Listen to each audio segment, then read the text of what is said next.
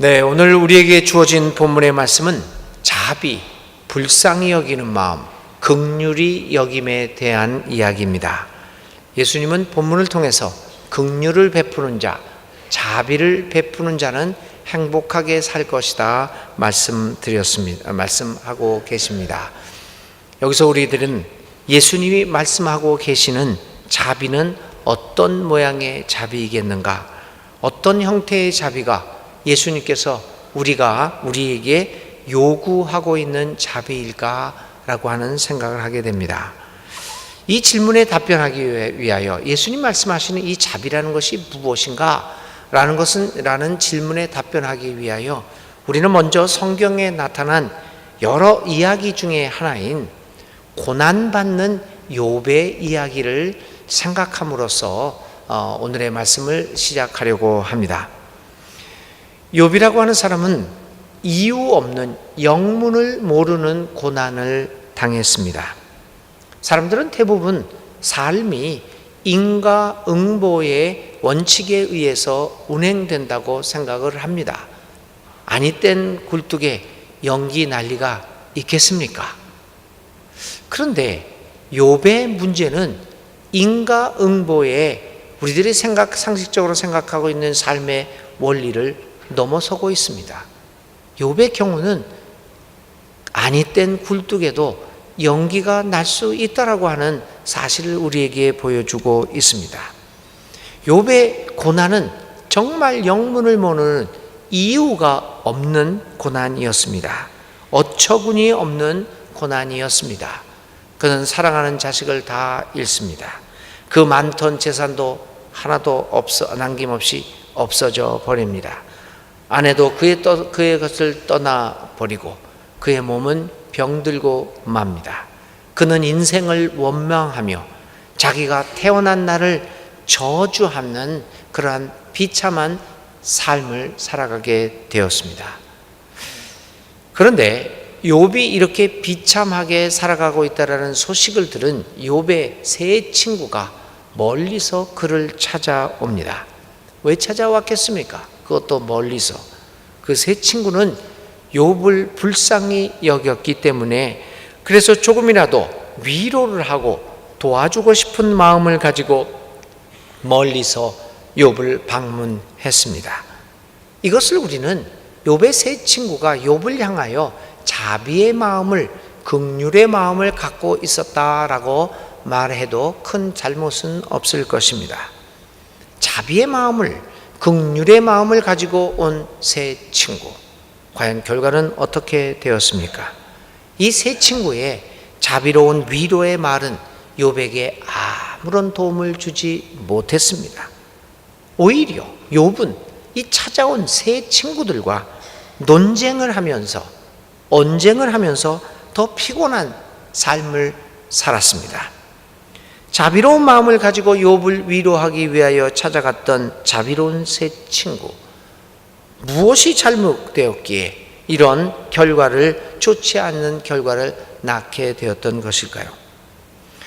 욥과 이 세 친구의 문제를 보면서도 우리는 상대방을, 이웃을 향한 긍휼의 마음, 자비에 있어서도 그 자비의 모양과 자비의 내용이 매우 중요하다 하는 것을 깨닫게 됩니다. 자비로운 자는, 자비를 베푸는 자는 행복하다고 주님은 말씀하셨습니다. 그러나 나를 행복하게 하고 상대방을 행복하게 만드는 자비와 긍휼은 어떤 모양을 갖고 있는 것일까요? 오늘 우리는 그 문제를 다루지 않을 수 없습니다. 먼저 오늘 주님이 말씀하시는 이 자비의 복은 산상수훈에서 네 번째 복인 의를 향한 목마름과 배고픔의 복과 관련이 있습니다. 오늘 주님은 긍휼에 대하여, 자비에 대하여 이야기하면서 먼저 그 앞에서 정의를 향한 목마름과 배고픔에 대하여 이야기하고 있습니다. 오늘 우리가 본문과 오늘 이 산상수훈을 자세히 이렇게 좀 더 면밀하게 살펴보면 우리는 굉장히 중요한 사실을 하나 깨닫습니다. 자비와 정의는 동전의 양면과 같다라고 하는 것입니다. 우리는 자비와 정의는 서로 반대되는 개념이라고 손쉽게 생각합니다. 그런데 그게 그렇지 않다는 것을 보게 됩니다. 자비와 정의는 하나님의 속성의 양면성입니다. 자비가 없는 정의는 사람의 삶을 파괴합니다. 많은 경우에 정의를 외치면서도 자비의 모습이 없음으로 인하여 정의도 실천하지 못하고 사람도 살리지 못하는 결과를 낳는 것을 우리는 목격하고 있습니다. 사랑과 자비가 없는 정의는 파괴적인 것이 될 수도 있습니다. 예수님은 하나님 나라의 정의를 위하여 이 땅에 오셨습니다. 예수님은 불의를 행하는 자에게 하나님 나라의 저주를 선포하시기도 했습니다. 형식에 얽매여 가난하고 배운 것 없는 약한 사람들을 율법이라는 무기를 가지고 억누르고 탄압하는 등 불의를 일삼았던 바리새파 사람들과 서기관, 사두개파 사람들을 향하여 독사의 자식들, 회칠한 무덤들이라고 저주를 퍼붓기도 하셨습니다. 그러나 또 한편 예수님은 오늘의 마태복음 9장에 있는 말씀처럼 늘 민중들을 보면서 그들이 여기저기 떠도는 것을 바라보면서 긍휼과 연민의 정을 감추지 못하기도 했습니다. 예수님에게서 정의와 자비는 완벽한 조화를 이루고 있는 것을 볼 수 있습니다. 오늘 주님이 자비의 복을 말씀하시면서 정의를 향한 굶주림과 목마름의 복과 연관지어 자비의 복을 말씀하시는 것은 매우 의미심장한 일입니다. 정의를 위하여 굶주림과 목마름을 간직하지만 그러나 우리의 삶의 기본적인 기초인 자비로부터 그것이 출발되어져야 함을 우리는 우리에게 강조하고 있는 것입니다. 사회주의가 이제 19세기 말에 이렇게 나옵니다. 사실 이 사회주의가 나온 것은 당시에 불의했던 정말 가난한 사람들의 인권이 무시되고 그렇게 말도 안 되는 삶을 살아갔던 그 사회의 구조를 개선하기 위하여, 그래서 모든 사람의 행복과 인권을 부르짖으며 탄생합니다. 어떻게 보면 소위 정의를 외치며 등장했습니다.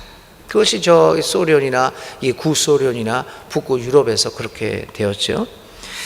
그런데 이런 사회주의 국가들이 또 사회주의자들이 많은 경우에는 그렇게 성공적으로 그 체제를 이루어 나가지 못한 이유가 어디에 있었겠습니까? 바로 자비의 장신의 부재였습니다. 인간의 얼굴, 자비의 얼굴을 갖추지 못한 채 정의라고 하는 목적만을 위하여 살아갔던 데에 문제가 있습니다. 자본주의 사회도 마찬가지입니다. 자본주의 사회는 세계화다, 경쟁사회다, 이익 창출이라고 하는 목적 달성을 위하여 물불을 가리지 않습니다. 없는 사람들을 향한 자비, 또 경쟁사회에서 어쩔 수 없이 낙오될 수밖에 없는 사람들을 향한 연민과 자비의 정신을 외면하는 자본주의적인 사회 또한 오래 갈 수 없다는 것이 성경의 가르침입니다. 특히 요즘과 같은 무한 경쟁의 사회에서 다시 한번 자비의 정신을 회복한다는 것은 나 자신의 개인적인 삶의 행복의 문제뿐만 아니라 인류 전체의 행복을 향한 매우 중요한 문제입니다. 오늘 우리는 다시 한번 주님께서 말씀하시는 자비의 복을 생각하면서 우리의 생애 속에 자비의 정신을 회복하는 그러한 운동을 일으켜야 할 것입니다. 그러면 성서에서 말하는 자비는 어떠한 내용을 가지고 있습니까? 먼저 오늘의 본문에서 사용한 자비라고 하는 헬라어는 히브리 단어의 그 배경을 가지고 있습니다. 히브리어를 그대로 번역해 놓은 것이 헬라어의 자비라는 말입니다. 히브리어로 자비를 헤세드라고 합니다.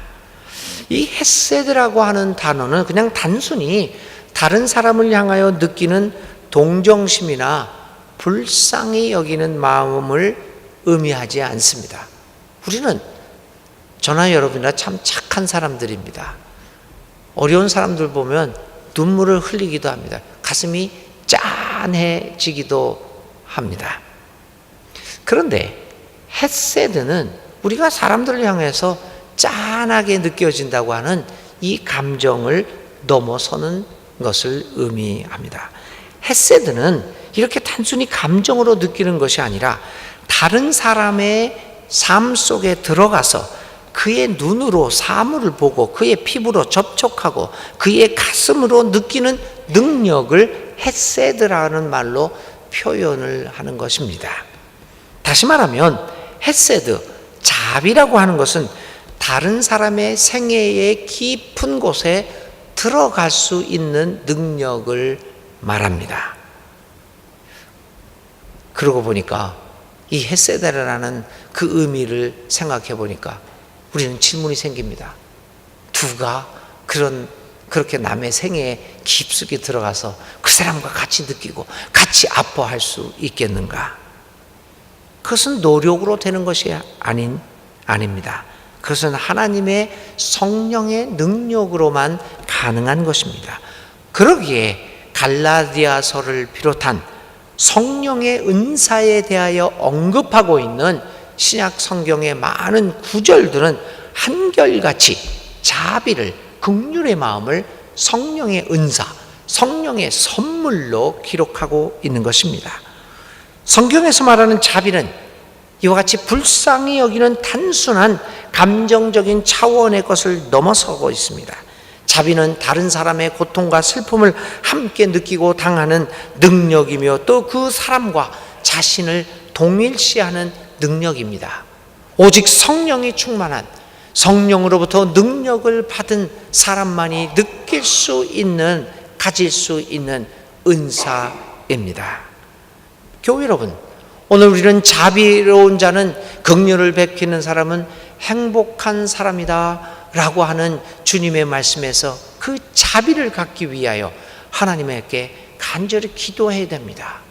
성령님, 나의 마음속에 오셔서 나의 삶을 충만히 채워주셔서 주님의 능력으로, 주님의 은사로 다른 사람의 삶을 들여다볼 수 있고 들어가 볼 수 있는 이 자비의 능력을 주시옵소서. 이 하나님으로부터 시작되는, 하나님의 성령의 은사로부터 시작되는 자비의 능력을 가질 수 있는 사람은 진정한 행복을 누리며 살아갈 수 있는 사람들입니다. 자비는 이처럼 하나님의 성령으로부터 시작됩니다. 이러한 하나님으로부터 시작되는 자비, 성령의 은사로서의 자비는 우리에게 몇 가지 유익함을 줍니다. 첫 번째는 우리가 행하는 다른 사람을 향한 자비가 잘못된 방법으로 이루어지지 않도록 우리를 지켜줍니다. 가끔 여러분, 자비를 베풀고 불쌍히 여겨서 도움을 베푼다고 하는데도 다른 사람의 입장은 생각하지 않고 어떤 때는 친절을 베품으로써 오히려 상대방을 곤혹스럽고 낭패에 처하게 하는 일들이 가끔은 일어나는 것을 우리는 우리의 삶의 경험을 통해서 알고 있습니다. 내가 좋은 일을 한다고 했는데, 친절을 베푼다고 했는데 의외로 다른 결과들이 나옵니다. 성경에도 이와 같은 의도는 좋았지만 상대방의 입장과 상황을 이해하지 못함으로 빚어진 잘못된 친절의 자비의 예가 나타나기도 합니다. 누가복음 10장 38절 이하에 있는 말씀이지요. 우리가 잘 알고 있는 마르다와 마리아의 이야기입니다. 예수님이 베다니에 있는 마르다와 마리아의 집을 방문합니다. 그 시기는 예수님이 십자가의 죽음을 앞둔 며칠 전이었습니다. 예수님의 마음은 며칠 있으면 그가 맞이해야 할 십자가에서의 죽음을 생각하면서 긴장에 쌓여 있었을 것입니다. 그를 기다리는 것은 죽음입니다. 그는 이제 며칠 남지 않은 죽음의 시간을 맞이하며 그의 마음속에서는 갖가지 생각들이 오고 갔을 것입니다. 고독도 느꼈을 것입니다. 두려움도 느끼셨을 것입니다. 인간으로서 고민도 갈등도, 깊은 갈등도 느끼셨을 것이 틀림없습니다. 또 한편으로 죽음을 앞두고 그의 일생을 정리하면서 하나님 앞에서 내가 어떻게 살아가야 되는 것일까, 내 자신의 사명은 무엇인가 라고 하는 것들을 다시 한번 되새겨 보기도 하였을 것입니다. 인간적으로 그는 괴로웠습니다. 그래서 그는 마리아와 마르다 집을 방문합니다. 반면에 마르다는 예수님을 극진히 사랑하는 여인이었습니다. 그녀는 예수님이 그녀의 집을 방문하자 너무 좋았습니다. 사랑하는 예수님을 위하여 무엇이든지 좋은 곳으로 대접하기를 원했습니다. 그래서 그녀는 집주인으로서 예수님에게 대접할 수 있는 가장 좋은 음식으로 예수님을 맞이하기를 원했습니다. 그녀는 정말 부지런히 일했습니다. 부엌에서 요란한 소리를 내면서 예수님이 드실 맛있는 음식을 대접하고도 정말 진심으로 일했습니다. 그런데 정작 예수님이 원하셨던 것은 맛있는 음식이 아니었습니다. 예수님은 조용한 시간을 갖기를 원하셨고, 또 마리아와 마르다와 이야기를 나누면서 자신의 삶의 이야기를 하고 싶어 했습니다.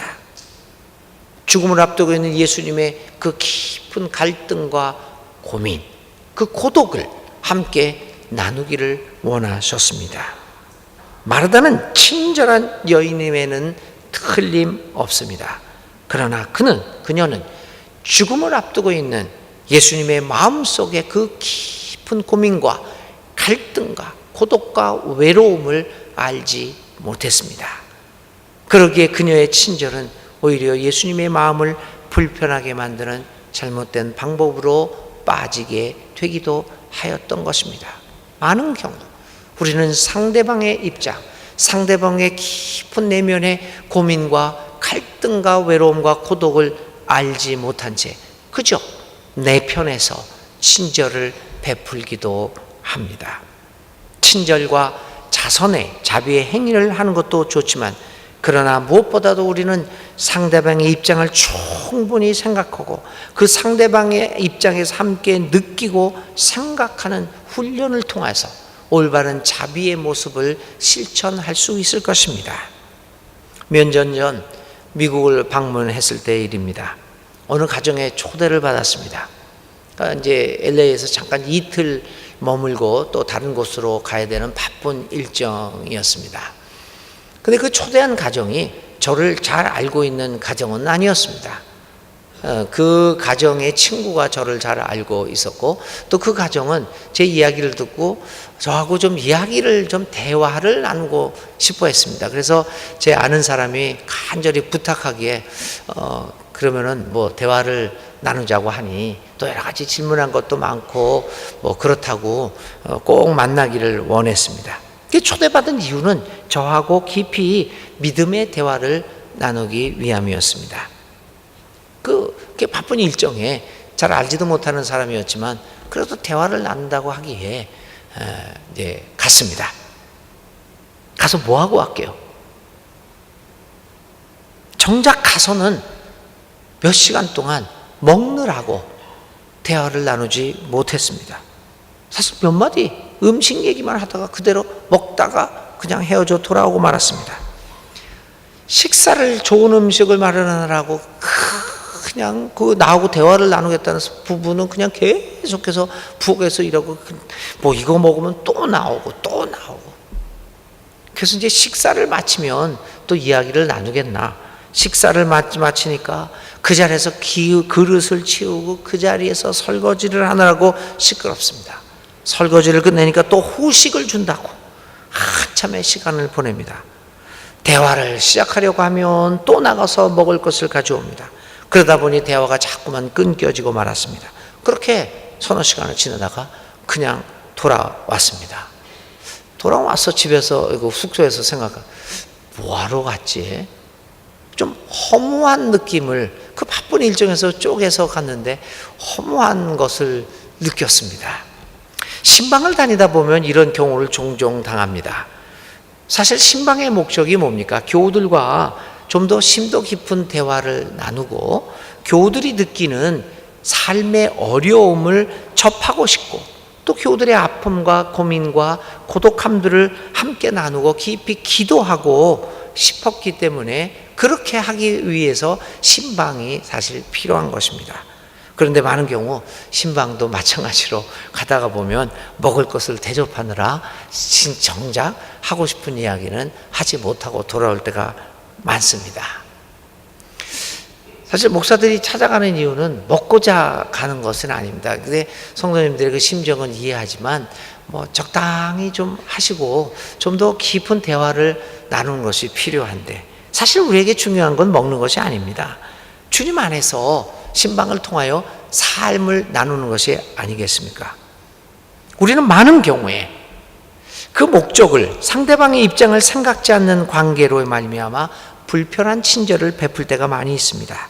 이러한 의미에서 오늘 성서가 우리에게 말씀하고 계시는 상대방의 삶의 깊은 곳으로 들어가서 함께 느끼고 보는 능력으로서의 자비는 많은 것을 우리에게 시사해 주고 있습니다. 욥의 세 친구의 문제도 바로 여기에 있었습니다. 그들은 자비로운 마음으로 욥을 찾아왔지만 결국 자비의 소기의 목적을 달성하지 못하고 오히려 욥의 삶을 더욱 피곤하게 그리고 고통스럽게 만드는 결과를 가져오게 되었습니다. 그것은 바로 자비의 기본적인 성격인 상대방의 입장이라는 것을 망각하였기 때문입니다. 그러므로 하나님의 성령의 능력으로서 선물로서의 자비는 우리로 하여금 우리의 자비가 혹시 잘못된 방향으로 나가지 않도록 우리를 지켜줍니다. 두 번째로 그러한 자비는 우리로 하여금 상대방을 용서하게 만들고 관용을 갖게 만듭니다. 우리가 살아가면서 쉽게 잊어버리는 원리가 하나 있습니다. 그것은 사람은 어떤 행동을 하거나 말을 하거나 나름대로의 정당한 이유와 동기가 있다는 것입니다. 그러므로 한 사람의 이웃의 행동과 말과 삶을 함부로 재단하는 것은 잘못된 일입니다. 보는 것만으로 이런 것이다 얘기하는 것은 곤란합니다. 어느 누구도 나름대로의 행동에서 배경 없는 행동과 말을 하지 않습니다. 적어도 정상적인 정신 상태를 유지하고 있는 사람들이라면 이유 없는 행동과 말을 하지 않습니다. 그 행동과 행위가 무의식적에서 나오는 한이 있다고 할지라도 거기는 반드시 어떠한 배경이 있습니다. 그것이 옳으냐 그르냐라고 하는 것은 차치하고라도 하여튼 나름대로의 이유와 정당성은 다 있게 있는 것입니다. 만일 우리가 상대방의 행동과 말에 대한 이유와 동기를 알 수만 있다면 우리 인간들 사이에서 발생하고 있는 수많은 싸움과 오해는 상당 부분 사라지게 될 것입니다. 만일 어떤 사람을 딱 만났는데 나를 투명하게 대주었다면 아마 출근하는데 집에서 나오는데 부부 싸움을 한 것이 아닐까, 이런 동기도 있습니다. 그 외에도 여러 가지 이유가 있을지도 모릅니다. 주일날 아침이나요, 아침에 저를 만났을 때 제가 생글생글 웃는 사람인데 대부분 갑자기 웃지를 않고 네 안녕하세요 이렇게 인사를 하면 목사님이 부인하고 싸우지는 않죠. 이제 싸우지는 않죠. 야단 맞았구나. 젊었을 때는 싸웠죠. 요즘은 야단 먹고 사니까. 그러니까 좀 제가 얼굴이 굳어져 있으면 아이고 오늘 사모님한테 야단 맞았는가 보다. 그러면 얼마나 제가 통명하게 대한다고 하더라도 여러분 저를 얼마나 불쌍히 여기시겠습니까? 야, 저 나이에 야단 맞고 다니니 얼마나 힘드실까? 만일 우리가 자비의 정실, 상대방의 삶에 깊이 들어가는 그 자비의 정신을 살려서 상대방의 입장에 서서 그 사람의 행동과 말을 바라본다면 많은 경우에 우리는 그 상대방을 이해할 수 있게 되고 그로 말미암아 그의 행동과 말을 관용하게 넓게 받아들일 수 있게 될 것입니다. 성경에서 말하는 이 자비의 내용을 우리가 실천할 수만 있다면 진실로 우리가 사는 세상은 정말 살맛 나는 세상이 되지 않겠습니까? 주님은 오늘 우리에게 말씀하십니다. 자비로운 자는 행복한 사람이다. 상대방의 입장에 서서 늘 생각하고 느끼고 하는 능력을 부여받은 사람은 행복한 사람이다. 그러한 사람은 상대방을 용서하고 받아들이는데 누구보다도 앞장서는 사람들이기 때문입니다. 이러한 상대방의 입장에 서는 자비만 베풀 수 있다면 우리에게 용서라는 단어는 그다지 큰 어려움으로 다가오지 않을 것입니다. 교우 여러분, 자비는 우리로 하여금 상대방의 입장에 서게 만들고 여러 가지 복잡하게 보이는 일들을 단순하게 만들어서 우리로 하여금 상대방을 이해하게 만들고 용서하고 받아들이게 만들면서 우리 사이에 존재하고 있는 많은 갈등의 문제들을 해결하게 함으로 우리 모두를 행복하게 만들어주는 매우 중요한 덕목입니다. 하나님은 이러한 자비의 하나님이십니다. 하나님은 우리를 향하여 대비하신 하나님이십니다. 하나님의 자비가 극적으로 표현된 것은 다름 아닌 예수님의 성육신 사건을 통해서입니다. 하나님 우리에게 자비를 베풀어 주셨습니다. 그 자비는 바로 인간의 입장에서 우리를 불쌍히 여기는 것입니다. 인간의 입장 깊은 곳으로 들어와서 우리를 불쌍히 여겨주시는 자비를 행하셨습니다. 그것이 하나님의 자리를 버리시고 인간의 몸을 입으신 성육신의 의미입니다. 하나님은 자비의 하나님이십니다. 우리의 고통과 슬픔, 우리의 아픔을 가지고 주님 앞에 나갈 때 주님은 우리의 입장에 서서 우리의 호소를 들어주시는 분이십니다. 그러기에 우리의 하나님은 대비하신 하나님일 뿐만 아니라 하나님의 자비는 인간의 입장에서 베풀어 주시는 것이기에 우리는 어떤 일을 가지고 있다고 하더라도 거리낌 없이 하나님 앞에 담대하게 나아갈 수 있는 것입니다. 하나님의 자비는 높은 하늘에서 팔짱을 끼고 즐기듯이 혹은 우리에게 적선을 베풀듯이 그렇게 던져주는 자비가 아닙니다. 하나님의 자비는 인간의 몸을 입으시고 인간 세계에 오셔서 우리와 함께 고통을 겪으면서 베푸시는 진정한 자비입니다. 교우 여러분, 상대방의 입장에 서서 베풀지 않는 자비는 그것은 외형적으로 자비의 모양을 가질 수는 있지만 그것은 자신의 의의를 세우는 위선적인 행위가 될 수 있는 위험성을 가지고 있음을 우리는 보아야 합니다. 마지막으로 주님께서는 자비를 베푸는 사람은 행복하다고 말씀하십니다. 이유는 자신이 베푸는 자비가 자신에게 돌아올 것이기 때문이라고 말씀하십니다.